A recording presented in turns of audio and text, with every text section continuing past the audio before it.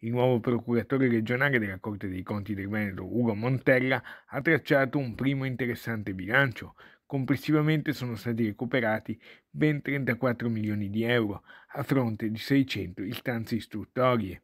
Dei 34 milioni di euro venuti a galla, 28 riguardano un'importante partita veneziana, quella che il Casinò di Venezia aveva in piedi con il comune. La Corte dei Conti oggi ci ha citato, anzi ha citato il Casino di Venezia come un recupero della stessa azienda nei confronti del Comune di Venezia per un debito pregresso di 28 milioni di euro.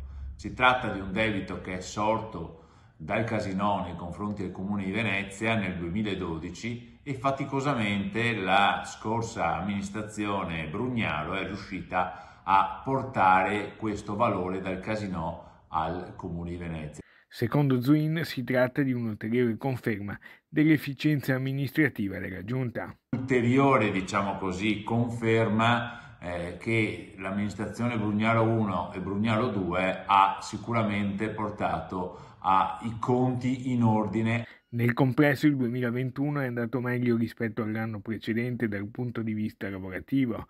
Il 2020 aveva infatti subito un inevitabile rallentamento. Gli atti di citazione a giudizio depositati sono stati 36, mentre risultano pendenti ancora 5.206 istruttorie al 31 dicembre 2020, con un sensibile incremento di quelle aperte a seguito di notizie danni, 200 in più rispetto all'anno precedente.